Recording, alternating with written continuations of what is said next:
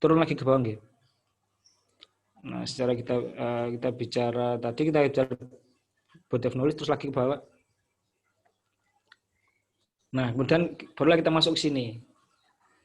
Pengelompokan kuliah sampai mulai dari dia fundamental science sampai dia masuk ke final year. Ya. Ini file ini ada di web kapal ada. Web perkapalan ada. Jadi kita kelompokkan dari perumusan tadi, profil lulusan, kemudian kita lulus rumusan CPL, kita keluar mata kuliah ini. Fundamental Science, matematika. Saya tadi lihat di Excel Pak Yedi tadi ada Fundamental Science masuk juga, dia ada matematik, fisik, ada mekanika fluida juga masuk. Dikelompokkan seperti ini sampai ke basic engineering, ada introduction to marine technology, engineering drawing dan seterusnya. Jadi ada tahapan-tahapannya dia sampai ke pembidangan. Nah, yang di tengah ini Pak, yang di naval arsitektur ini, naval arsitek ini kita kelompokkan dalam 4 sub besar. Group design, group design, hydrodynamic, struktur, dan production group. Nah, ini yang sesuai apa yang dibicarakan dengan Bu Ki tadi, ahli-ahlinya. Kebetulan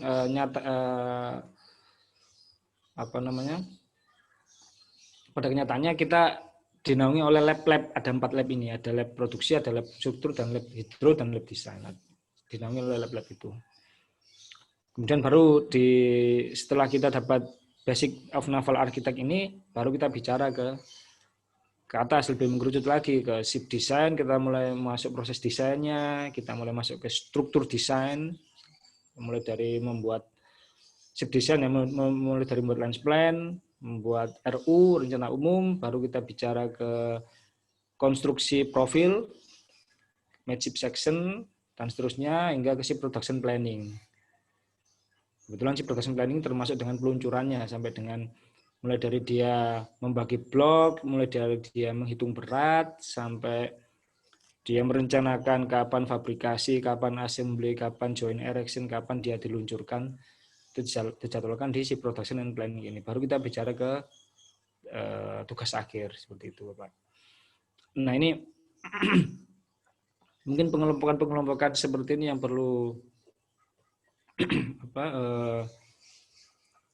dijabarkan, sehingga bisa nanti dari sini kita bisa arahkan mana yang masuk mata kuliah prasyarat, biasanya seperti itu Pak. Kita lihat di mana misalkan untuk ship design, contohnya di ship design kita mata kuliah persyaratnya ada basic ship theory. Ya, basic ship theory ini bahasa Indonesianya teori bangunan kapal, itu TBK ya, teori bangunan kapal. Semuanya harus sudah lulus prasyarat, maka dia harus bisa mengambil ship design. Nah, contohnya seperti itu. Jadi kita bisa lihat keterkaitannya dari susunan yang sudah kita buat seperti ini. Ya mungkin ini hanya contoh saja mungkin. Nanti dari list yang sudah dibuat yang di-share dari Pak Yadi tadi mungkin bisa disusun seperti itu. Pengelompokannya, terus mata kuliah prasyaratnya apa, seperti itu. Turun ke bawah, turun ke bawah. Nah, ini pembagian lab kita. Jadi kita akhirnya mempunyai 4 lab dan 1 lab baru. Yang sebelah kanan itu digital ship teknologi, itu baru. Oke. Jadi ship design ya terkait dengan knowledge ship design activities, ya termasuk lines plan, RU. Nah dari situ kita jabarkan yang mendukung untuk ship design apa saja. Ya, termasuk teori bangunan kapal, termasuk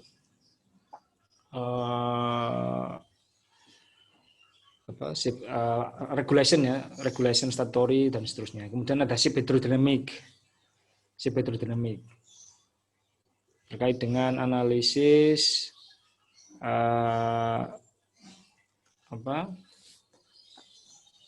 dinamika kapal. Okay. Kemudian ship construction, kalau ship construction ya getaran kapal. Terus ada ship construction 1, ship construction 2. Kemudian ada ship production and management. Ini lingkup besar yang ada di perkapalan. Ya ini lingkup besar ini yang menaungi kuliah-kuliah tadi. Jadi yang akan membahas bagaimana kuliah itu keterkaitannya dengan tugas berikutnya, tugas besar. Karena kita kan ada tugas besar di, kalau saya baca di RPS-nya Bapak, itu saya juga lihat ada tugas besar, ada tugas produksi kapal. Kalau kita tugas besarnya ada tugas mendesain, tugas desain, bukan tugas sebenarnya. Kalau kita nyebutnya kuliah sekarang, desain kapal, desain konstruksi kapal, itu totalnya 4 SKS. 4 SKS kita, desain kapal, desain konstruksi kapal, kemudian kita bicara perencanaan produksi kapal. Jadi baru TA, baru TA. Nah, 3 sebelum TA ini semuanya bobotnya besar-besar, 4 SKS, karena mempraktikkan apa yang kita pelajari apa yang mau saya pelajari di kuliah. Jadi jalannya sudah mengaplikasikan ya di 3 tugas besar itu. Desain ini termasuk Alliance Plan dan RU, kemudian konstruksi ini termasuk Konspro, Construction Profile dan Midship Section, dan perhitungan kekuatan memanjang. Kemudian kita masuk produksi perencanaan produksi kapal. Itu perencanaan mulai dari pembagian blok, menghitung berat, sampai menjadwalkan pembangunan kapal itu.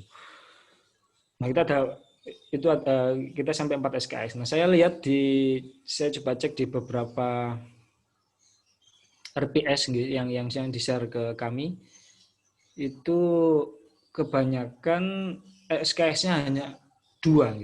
Cuma saya belum membaca, belum gitu paham 2 SKS itu apakah semua teori ataukah satu teori satu praktek. Kalau di RPS-nya belum terlihat di RPS gitu. Saya lihat ada tugas produksi kapal itu 2 SKS. Itu tadi. Kalau di kami kan 4 SKS. Mungkin SKS-nya kan sama perhitungannya SKS-nya kan 50 menit tatap muka dan 50 menit belajar mandiri dan seterusnya kan sama mungkin itu saja. Coba scroll ke bawah dulu, bisa lihat ke bawah. Nah, ini nggak perlu. Pun gitu saja, nggak perlu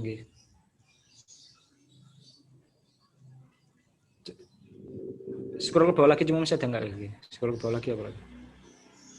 Oh, ini work prospect ya. Ya, ini karena kemarin kita waktu diakreditasi. Ya. Jadi bidang-bidang apa saja yang prospek yang sesuai dengan keahlian-keahlian yang kita jabarkan tadi di mata kuliah tadi. Ada shipyard, ship company, port company, ship design consultant dan seterusnya. Ini bidang-bidang yang stakeholder yang bisa kita supply dari lulusan kita, maksudnya seperti itu. Work prospeknya itu. Mungkin itu saja Itu saja matur nuwun. Monggo di stop share.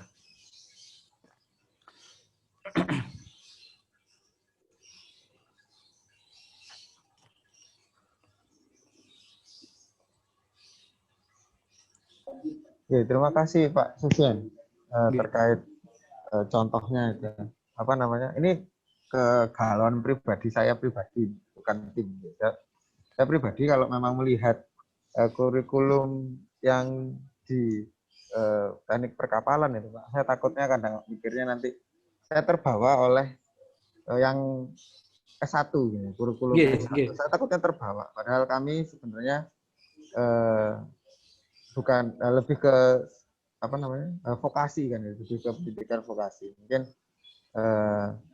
apa namanya tadi kita tahu memang apa namanya saya pribadi sudah melihat gini ya, proses untuk pembentukannya seperti apa, disesuaikan dengan PPL tadi kan dan lain sebagainya. Ya, mungkin seperti itu. Tapi yang ingin saya tanyakan di sini saya pribadi adalah gimana ini supaya kita nggak terbawa dengan kurikulum Departemen Teknik Perkapalan itu sendiri, Pak, supaya nggak mirip S1. Kemarin Pak Triwilas sudah sangat tegas mengatakan bahwa wah, ini kurikulumnya kalau saya lihat ini niru S1 dan lain sebagainya. Mungkin seperti itu, monggo siapa yang bisa menanggapi saya ini. Mohon izin, Pak Moderator. Iya, Pak Eri, monggo. Minta tolong di share screen yang Excel dari apa namanya Excelnya yang kurikulum TMK. Iya, makasih Pak Aris. Yang Excelnya jangan kita mata kuliah. Iya, siap.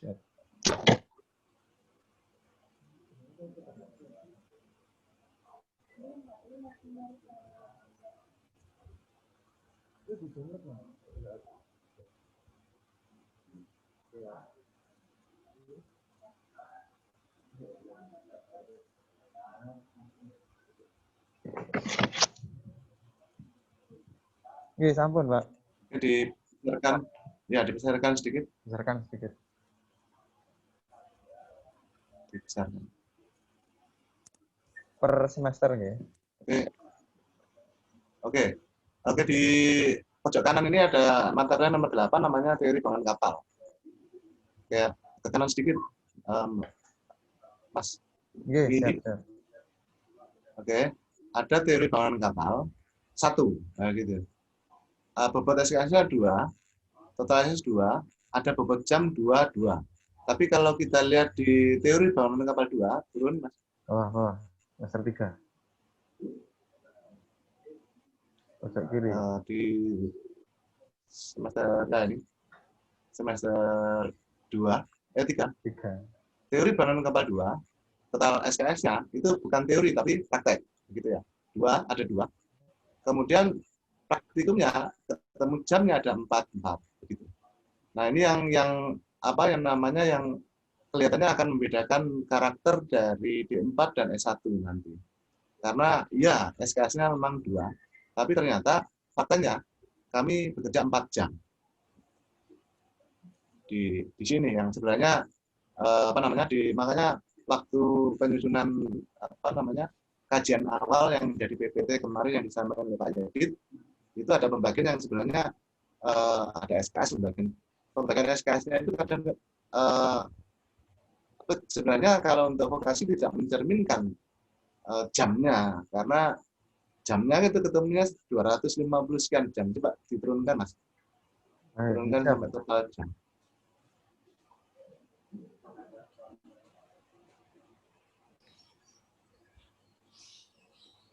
Oke, nah ini di sini.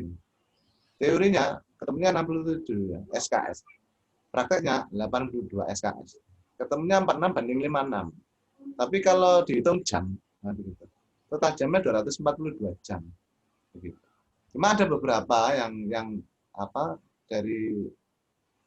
ada yang praktek itu ternyata di dalamnya ada teori, itu yang kemudian kami ini contoh ya. Contoh naik. Ini yang nyusun Semester berapa, Pak? yang kami presentasikan ya naik. Ada stop. Ini contoh ini. Turun sedikit Mas. Turun sedikit. Nomor 8 di semester coba Banten. Ya, siap. Ayo tah. Stop. Terus sedikit. Di semester 8. 7. 6. Oh, 5. Ini 5. Turun. 5. Turun sedikit. Ini teknik perbaikan kapal ya. Teknik perbaikan kapal ini. Ini yang bobot SKS saya nggak paham ini. 1 teori, 1 praktek. Kemudian total SKS kemudian 2. Kemudian bobot jamnya 1 yang teori jam, yang praktikumnya 2 jam, ketemu total jamnya 3 jam. Ini aneh ini. Anehnya bagaimana? Apa ya bisa gitu diaplikasikan. Makanya ini yang kemudian fokus di vokasi itu juga sebenarnya sampai ke detailnya ini. Jadi kalau menurut saya sih kalau memang praktikum saja, nggak usah teori begitu. Kalau memang teori saja. Gitu. Cuma di sini ternyata ada ini bagaimana ini mata kuliah teknik perbaikan kapal ini apakah masuk dalam mata kuliah teori, SKS teori atau SKS praktek? Gitu. Kalau memang SKS teori kok ada prakteknya? Gitu. Makanya yang ini yang sebenarnya kemudian kalau pengelompaan besar, maaf ini jatuh. Pengelolaan besar yang CPL kemudian yang taksonomi tadi itu yang sebenarnya kami sudah menyusunnya. Cuma kalau dimasukkan di sini kemudian pada hari Kamis, Jumat, Sabtu kemudian kami menyusun bersama, kemudian kita Senin bisa ketemu, itu nanti akan lebih mudah. Tapi faktanya di D4 teknik manuver kapal ini ada yang hal-hal seperti ini yang kemudian dengan apa?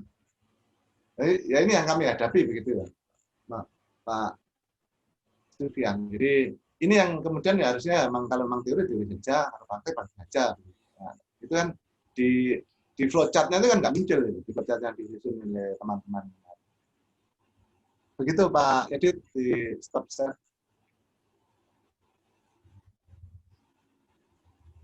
Itu yang apa namanya?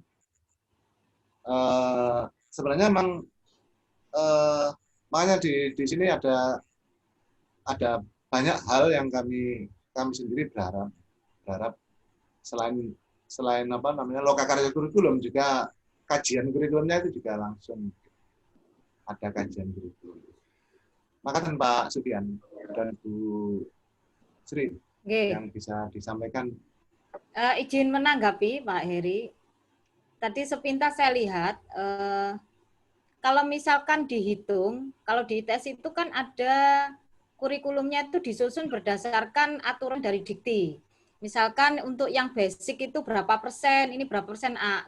Yang ingin saya katakan yang kurikulum tadi di share tadi itu apakah sudah memenuhi aturan dikti, itu yang pertama. Kemudian yang kedua juga dari nama mata kuliah agak tidak umum gitu. Contoh tadi gini, misalkan mata kuliah simulasi dan pemodelan. Mata kuliah simulasi dan pemodelan itu biasanya kalau nama-nama seperti itu justru adanya sering digunakan di program pascasarjana.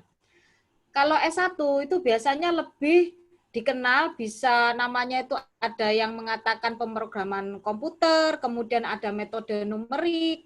Kemudian kalau di DTP itu apa Pak Sub, namanya Pak Sub yang terkait dengan apa basic programming itu yang ada di semester tengah, Pak Sufyan ingat enggak? Pak Danu, barangkali. Pemrograman komputer itu bukan? Itu yang untuk basic, yang agak tengah, Kayak anak yang join degree itu kan biasanya yang pengajarnya dari luar negeri itu, dari orang Korea itu. CSAP itu. Computerized Ship ID Production itu. Kalau di tempat kami di desain itu Pak Danu ya, mungkin masih ingat ada perancangan kapal dibantu komputer seperti itu ya. Komputer. Kan CSAP. Ya, kalau yang di simulasi dan pemodelan ini mungkin kalau untuk levelnya vokasi saya kira mungkin kurang pas itu Pak Heri namanya. Tapi ini saya ingin tanyakan itu yang simulasi dan pemodelan itu arahnya kemana itu? Karena simulasi dan pemodelan itu kecelakaan yang dilakukan oleh Bapak Moderator. Moderator. Ya baiklah, karena sudah ini ya dibuka sama Pak Heri, memang itu dosa saya Bu. Ya itu ya Pak, itu langsung ketahuan ya, ada sesuatu yang menurut saya kurang sinkron, dan saya sependapat dengan Pak Triwilas ketika melihat secara general overall kurikulum dari Polban ini mungkin agak banyak kayak terbawa ke S1 gitu kan. Tetapi yang jelas berbeda tadi itu yang ada magangnya 12 SKS kan itu ya, itu sudah betul saya kira. Karena kalau untuk vokasi itu kan lebih banyak diarahkan ke skill ya daripada untuk yang basic science-nya.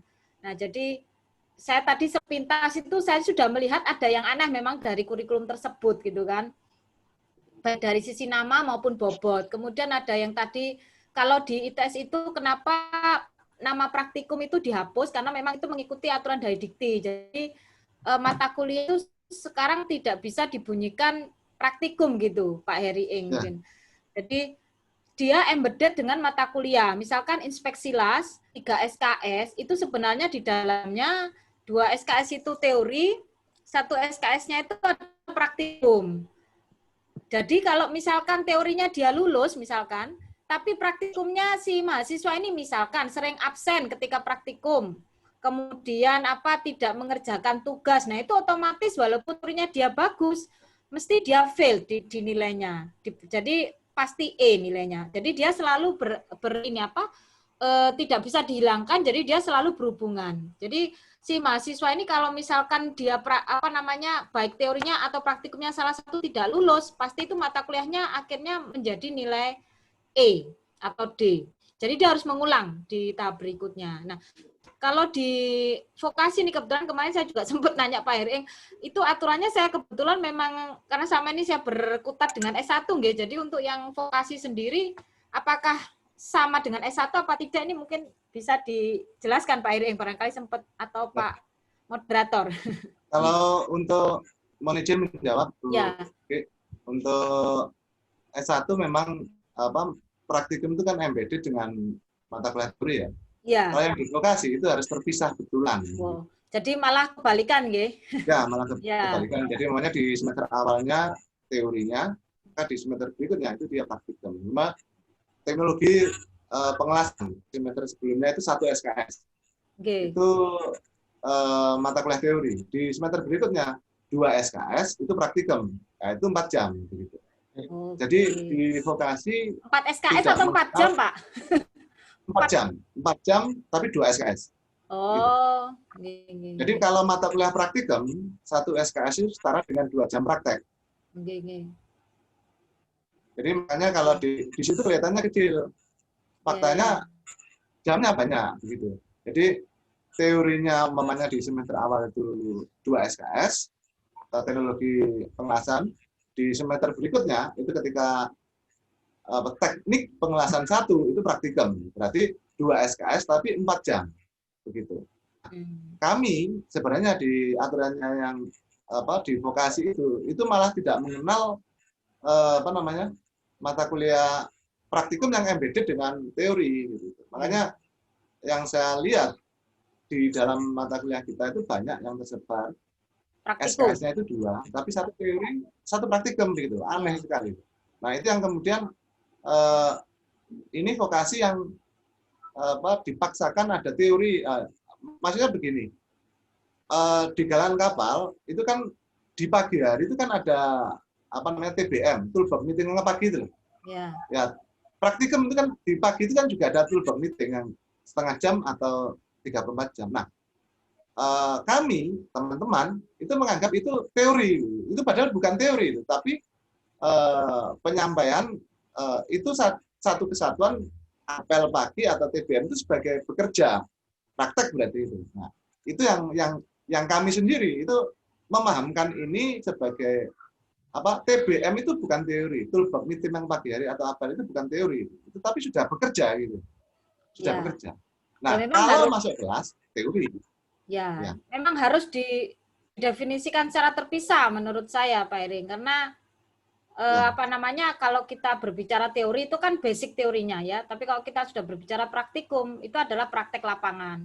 Jadi kalau mungkin di vokasi malah harus dibalik kayaknya, justru yang prakteknya yang harus lebih banyak daripada teori. Kebalikannya S1, kalau S1 teorinya yang diperkuat tapi prakteknya mungkin hanya cukup 1 SKS. Jadi sampai hari ini pun kami dari Departemen Teknik Perkapalan itu kalau praktikum tidak pernah 2 SKS, jadi semuanya itu 1 SKS saja.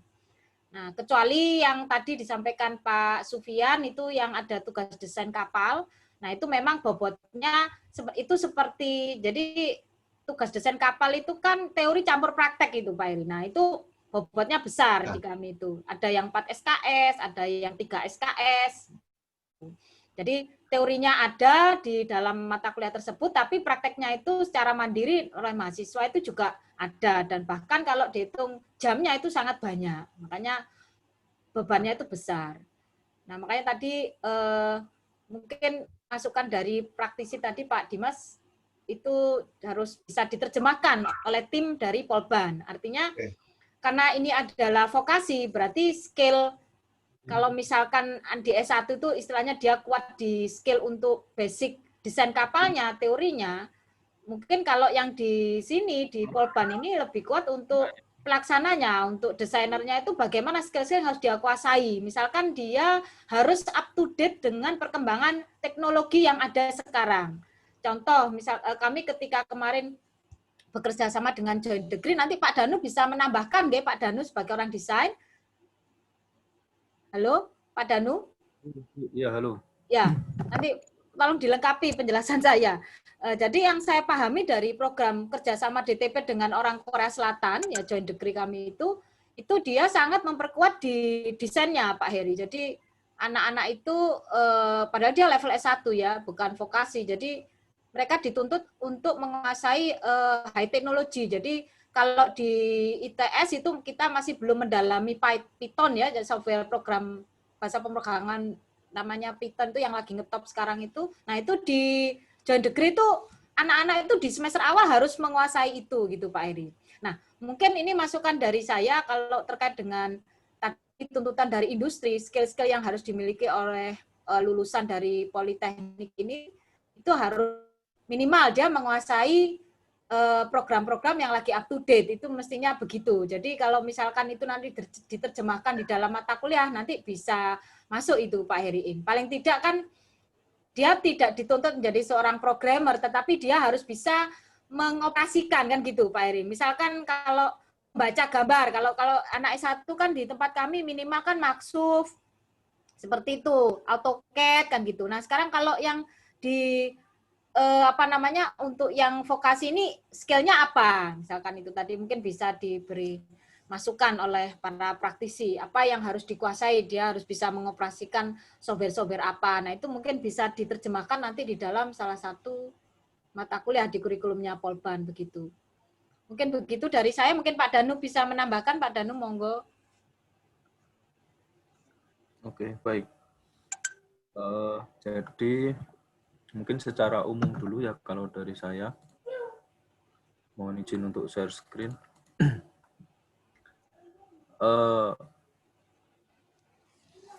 Dari program studinya sendiri kan Politeknik ini manufaktur kapal, Pak ya. Manufaktur kapal. Kalau masukan dari saya mungkin untuk mata kuliah yang sifatnya itu mendesain, itu lebih ke sudah tahap akhir ya. Seperti kita ketahui di ilmu perkapalan bahwa desain itu mulai dari konsep, preliminary, kontrak, desain maupun detail desain. Sedangkan kalau manufaktur kapal itu tahunnya sudah desain itu sudah jadi, sudah disepakati antara owner dengan yang membangun kapalnya, ya sudah di tahap nomor 3 dan 4. Menurut saya, kalau saya lihat dari mata kuliahnya tidak apa-apa mata kuliah itu lens plan namanya, rencana garis. Itu sebenarnya dari tahap konsep desain, preliminary desain itu dibuat semua.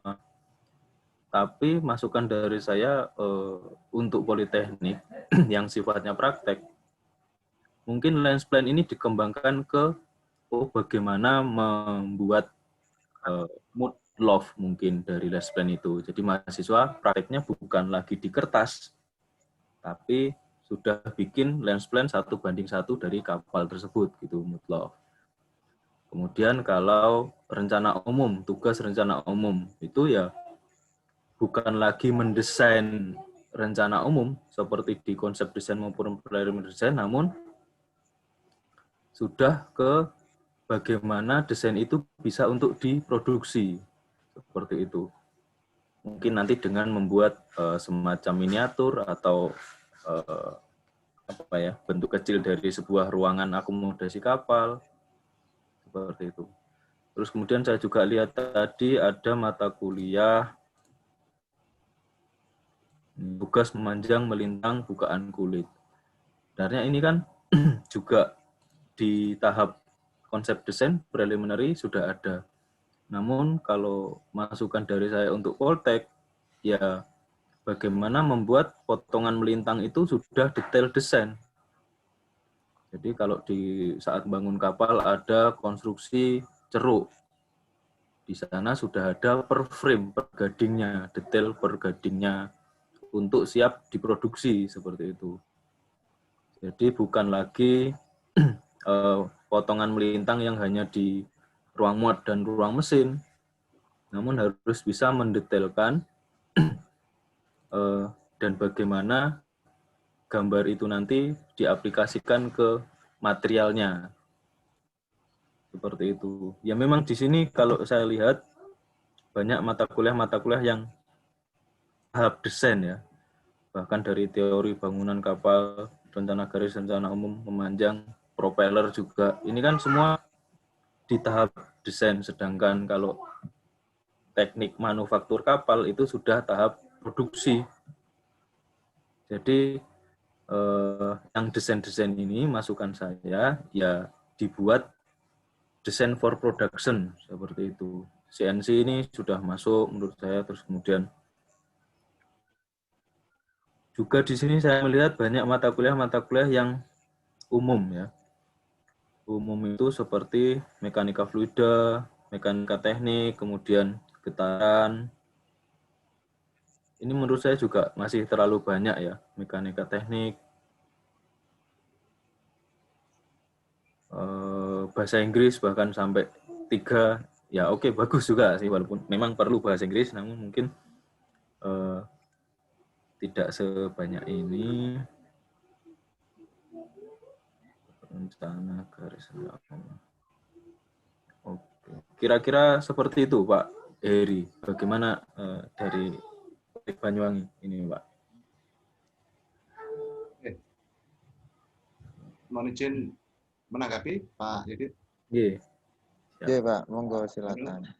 Siap, kami akan melaksanakannya dan kemudian dalam kurun waktu 3 hari kami akan memperbaiki draft kurikulum yang kajian kemarin, kemudian dijadikan pada hari Senin besok. Begitu Pak. Ya betul Pak. Jadi memang kalau kita hanya melihat dari nama mata kuliahnya, mungkin seolah-olah S1 Pak.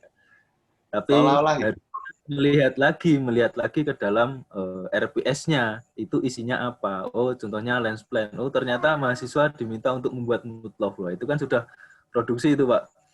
Nah, ya.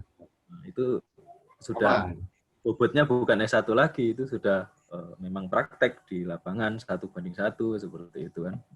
Propeller soalnya bukan hanya desain ngitung propellernya, itu kan S1, tapi langsung saja bagaimana CNC itu bisa menciptakan propeller, nah produksinya mungkin kan seperti itu. Atau balancing propeller, bagaimana propeller itu seimbang, pengecekannya. Jadi bukan lagi tahap yang awal dari desain, tapi sudah masuk ke itu. Kita memang tidak bisa melihat dari nama mata kuliahnya saja sih, memang harus ke dalamnya itu apa gitu Pak. Nggih, siap Pak, begitu Pak menurut saya Pak. Siap, terima kasih Mas Danu. Pak moderator semuanya dicatat.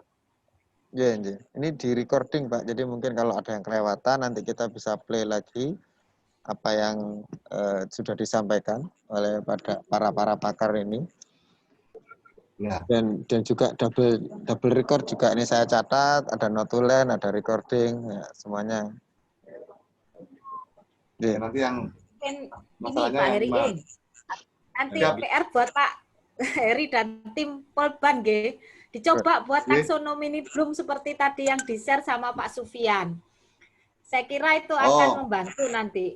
Oke. Jadi akan kelihatan dari kurikulum yang disusun oleh tim Polban itu nanti yang mana yang masuk basic, mana yang masuk keahlian dan sebagainya akan kelihatan nanti dari sana.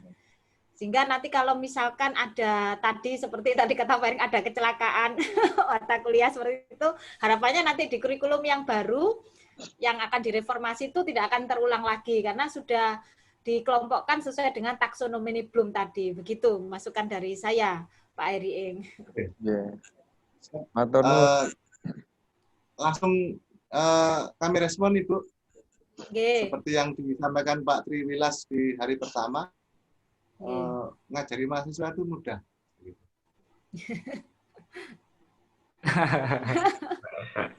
Gak diterus nih Pak.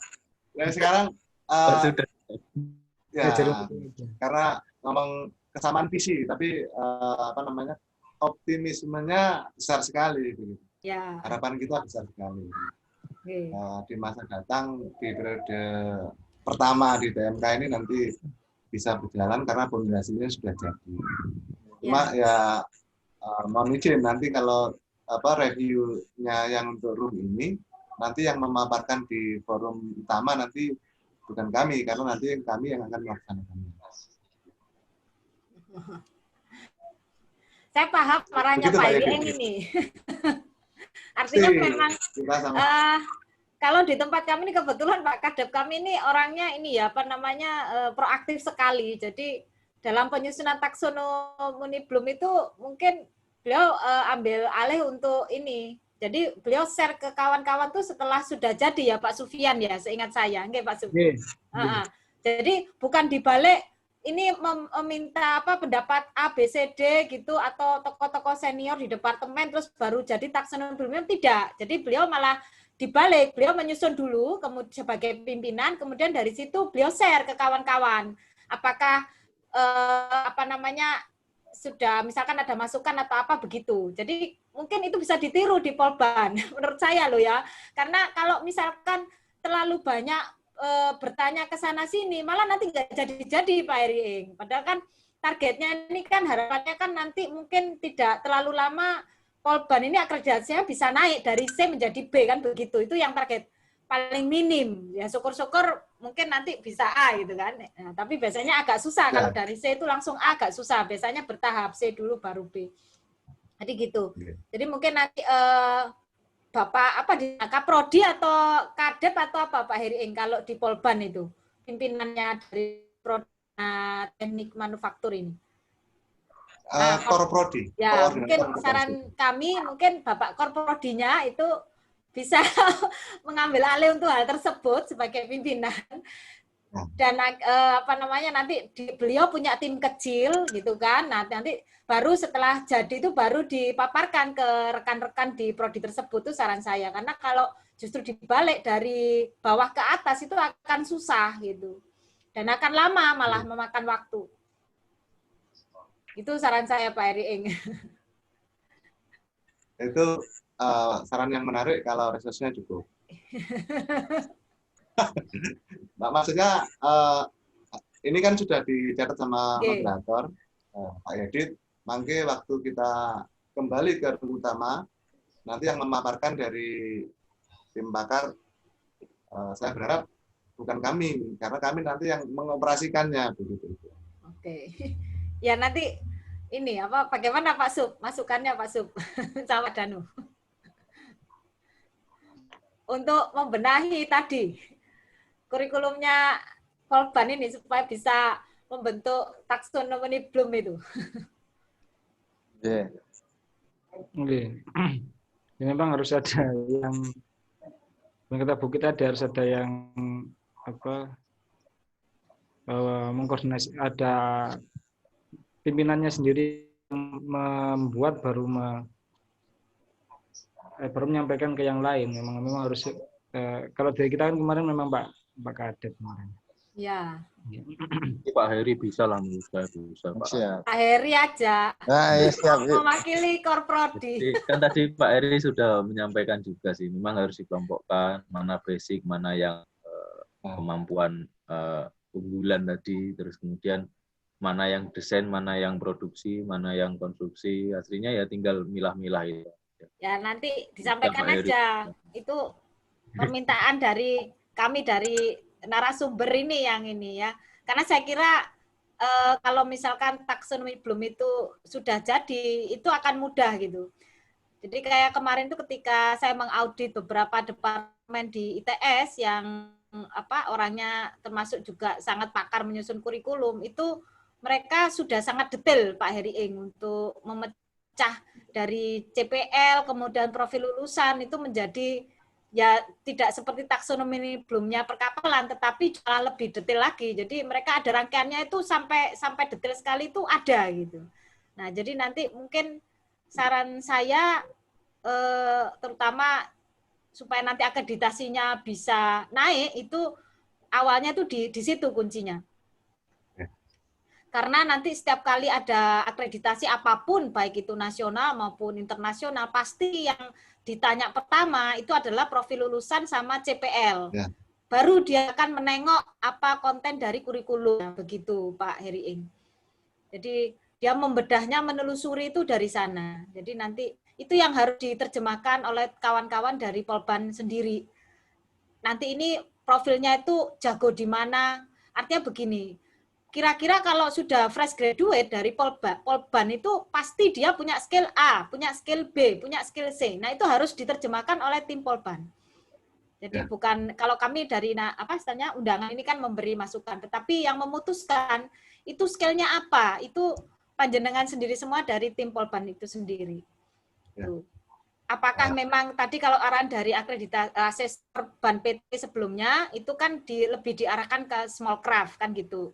Nah tapi kalau masukan dari saya memang itu bisa diperkuat di sana, tetapi secara basic saya kira karena lulusan dari Polban itu tidak mungkin semuanya itu kerja di kapal small craft, bisa jadi mereka akan bekerja di industri galangan kapal besar seperti PT PAL. Nah artinya tetap secara basic itu harus tetap ada pembekalan juga.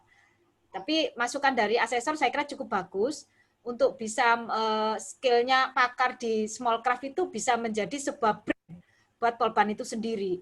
Artinya kalau misalkan punya fresh graduate nanti dari Polban, mesti orang akan menilai, oh kalau Polban itu pasti ahli dia di small craft. Nah itu yang harus dibangun oleh pemahaman dari para pendidik di Polban itu sendiri. Sehingga untuk menyamakan persepsi, visi, dan misi terutama itu bisa selaras dan harmonis antara satu pendidik dengan yang lainnya. Jangan sampai ada benturan dan begitu. Karena kalau memang itu sudah disepakati akan menjadi pakar di pembangunan production small craft, ya itu yang harus diperkuat di sana. Jadi itu akan menjadi brand buat lulusan Polban. Misalkan bisa dibilang seperti ini, apa sih yang membedakan lulusan dari Poltek Perkapalan Negeri Surabaya PPNS dengan Politeknik Banyuwangi? Nah itu akan bisa jelas dijawab. Apa keunggulannya? Nah itu brandnya apa? Nah itu yang harus dibangun oleh teman-teman dosen dari Polban itu sendiri. Nah, masukan saya begitu Pak Heri, monggo. Yang lainnya, kalau ingin menambahkan, mungkin Pak Dimas. Monggo Pak Dimas. Ini mumpung sharing ini harus banyak ngasih masukan untuk Pak Heri Eng dan Pak Moderator ini. Ya, Bu. Harus dikasih PR yang banyak ini. Mumpung masih muda-muda ini.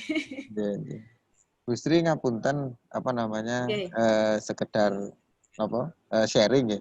Kami kalau Polban itu identik dengan Politeknik Manufaktur Bandung, Bu. Jadi kami memiliki perbedaan, Bu, dari segi nama. Jadi kami ini namanya Poliwangi. Ngoten. Ya. Nggih, nama asmani pun kami niki Poliwangi. Poliwangi Polban, Bu. Kalau Polban nanti Politeknik Bandung, Manufaktur Bandung. Kelintu. Oh iya, maaf. Ya, siap. Saya kira Politeknik Banyuwangi gitu, Pak. Oke, namanya Poliwangi, Bu. Ya. Mohon izin Pak Moderator di share yang di rundown. Oke, rundown. Pak, ngapunten kan ini pakai komputernya Pak panitia yang lain, jadi tidak ada rundownnya di sini. Di Himatemaka bisa. Oke, di Himatemaka mungkin bisa nge-share rundown. Nah, ini siap. Pak Danu. Ini kan jam 10.15 ya. Oke. Sampai jam 10.30 presentasi tahun ya. Oke. Skip share screen. Apakah kita kembali ke ruangan utama lagi atau gimana? Oke. Jadi kami pasti akan melaksanakan apa rekomendasi dari Panjenengan Sedanten. Pasti itu. Penyampaian leader itu bukan kami, ya. Yang nanti presentasi itu loh, bukan Pak Moderator juga bukan saya, karena kami yang nanti melaksanakannya. Maka mungkin dipilih, Pak. Dipilih. Presentasi 15 menit atau 30 menit untuk itu, karena notelen kan sampun, Pak Yedit. Iya, sampun, Pak, sampun. Nanti apa? Oke, nanti yang presentasi tim leadernya dipilih, utama nanti. Oke. Apa diundi aja? Nah, jangan, Pak, monggo. Nanti siapa? Nanti diundi dapat saya nanti. Loh, bukan, kita enggak Siap. antara Iya. Monggo Pak Sufyan atau Bu Sri Rezeki, Dimas dan Bapak Dimas, nggih. Bu Sri Rezeki, Pak Nggih, sinten Pak? Anu sudah lagi. Mungkin Ya. yang mencat saja kalau menurut saya. Kira-kira ini Ada. Pak Heri Eng, Ya. oh ini cinta ini. Itu nanti ini sampai berapa nggih? Tadi sampai belum sempat baca randonnya, saya download aja. 10.15 kita kembali ke room utama, kemudian kita presentasi, Bu. Oh, Ini sudah oke, diuji. oke. Presentasi itu bukan kami, Bu. Kami pelaksananya nanti. Yang presentasi ya kesepakatan dari tim pakar. Oh, oke. Ya tahu nih Pak Sufyan gimana Pak Suf? Siap presentasi. Materinya dari yang kemarin malam sama Prof Heri. Halo, mungkin Gitu. ya mungkin menyampaikan hasil diskusi. Diskusi hasil aja, tadi. nggih. Hasil diskusi barusan ini, Pak. Oke, kalau PowerPoint ya belum menyiapkan. Nggih, bukan. Hanya menyampaikan apa yang kita Menyampaikan dapat. poin-poin Nggih. Poin hasil diskusi. Hasil diskusi Mungkin, ya. tadi. Nggih. Oke. Ngoten mawon, jadi Mungkin nggak sambil- perlu PowerPoint, nggih. Memang nggak perlu PowerPoint. Oke.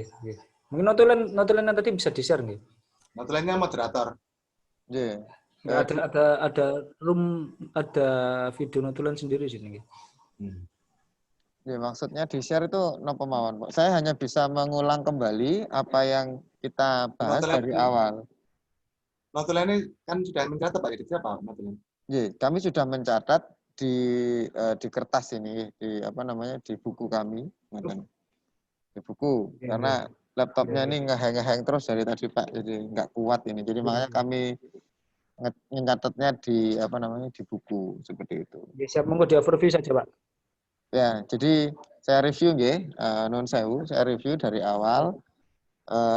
Ini sarannya yang pertama, sesuaikan dulu dengan RMK. Biasanya RMK ini nanti akan mengikuti lab-nya. Jadi RMK tersebut akan mengikuti dari lab-nya. Kemudian tanggapan dari kami bahwa secara tim memang kita belum membuat hal seperti itu, tetapi secara personal itu maksudnya secara personal kami sudah memposisikan diri kami. Jadi seperti itu. Terus kemudian yang kedua, CPL-nya perlu dikaji yang mendalam. Ya, terkait CPL perlu dikaji yang mendalam. Terus kemudian yang ketiga, TMK ini berfokus pada karakteristik small craft, kemudian diperkuat. Yang keempat, kemudian TMK ini harus diperkuat di bidang produksi kapal. Di bidang produksi kapal ini saran dari Galangan.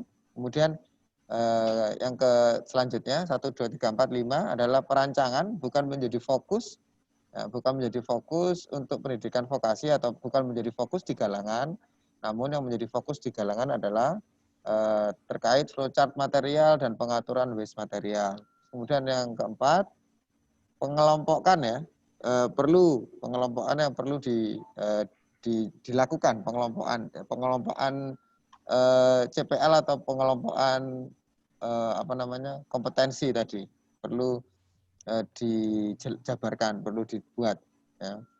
Terus kemudian selanjutnya bagaimana proses desain tersebut bisa dijadikan dekat dengan produksi. Jadi bukan murni desain tapi desain produksi. Jadi desain produksi ditambah dengan detail desain untuk tiap desainnya. Jadi desain adalah untuk for production. Kemudian yang terakhir itu PR dari Bu Sri Rezeki yaitu membuat taksonomi Bloom-nya. Jadi kita diminta untuk membuat taksonomi Bloom.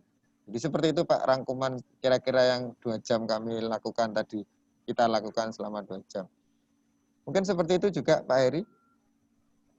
Oke, siap. Nah, jadi nanti tim leadernya Pak Sufyan yang akan Pak Sufyan menyampaikan. aja. Nggak siap, Bu Sri Rezeki langsung menanggapi. Pak Sufyan aja Pak, soalnya ini saya habis ini lagi ada UTS mahasiswa saya. Nggih. Matur nuwun. Tapi saya tetap masuk. Saya baru mohon izin nanti mungkin jam 1-an saya live sebentar itu. Oh, Karena nggih. ini ada mantun, meeting Bu. dengan promotor saya. Nggih. Orang sampai jam 12 aja. Ini hanya sampai jam 11 sudah mantun, Bu. Nanti Oh, mungkin alhamdulillah, nggih. nanti mungkin Semakin kita bisa. ketemu di di Banyuwangi kalau Ya. Bu Sri Rezeki Ya, nanti di berkenan. luar ini kita bisa ini aja Pak, diskusi jarak jauh lewat WhatsApp atau grup lah. Mungkin nanti Nggih. kalau misalkan saya nggak tahu ini, soalnya belum ada arahan dari para senior kami dari DTP nggih Pak Sufyan nggih. Nanti yang offline itu jadinya siapa gitu? Apa Pak Sufyan Dari atau Pak Triwilas, saya dan Pak Danu. Oh, nah sudah fix ya berarti ya Pak Danu dan Pak Sufyan nggih. Belum fix, kebetulan Pak Danu nggak bisa. Pak Danu nggak bisa. Artinya ini masih kita belum pasti Pak. Yang untuk hari Senin offline itu yang datang itu nanti siapa masih kita nunggu konfirmasi dari para senior kami. Tapi nanti insya Allah mungkin bisa semacam kayak grup kecil gitu kita bisa berdiskusi gitu mungkin nanti di grup WA atau apalah nanti atau personal ya monggo. Artinya harapannya kalau nanti ada tim kami yang dari Departemen Teknik Perkapalan datang ke Polban itu harapannya kan bisa lebih mempercepat untuk proses perbaikan atau reformasi kurikulum yang sudah berjalan selama ini kan gitu harapannya. Jadi hasil karyanya itu bisa lebih cepat gitu. Bu Sri, matur mbak nuwun. Oke. Baik, kalau begitu kita sudah mendapatkan tim leader juga, kita sudah mendapatkan beberapa hasil dari diskusi kami. Mungkin waktu yang 2 jam ini tidak cukup untuk merecord semuanya, akan tetapi semoga yang kita bisa sampaikan supaya menjadi kebaikan bersama, yaitu kebaikan bangsa kita, yaitu Indonesia. Terima kasih, mungkin itu dari saya. Kita akan kembali ke room utama dan menunggu untuk teman-teman yang lain apakah sudah bisa kembali atau tidak. Jadi seperti itu, saya akhiri. Terima kasih kalau ada salah kata. Saya akhiri, selamat siang. Terima kasih, Pak Bu. Mohon jangan live, Pak. Kalau live nanti keluar dari Zoom call, nanti dipindahkan dari operator. Gitu. Dari host saja, betul. Nanti host yang akan memindahkan. Tunggu saja Pak Matur Sumbanun.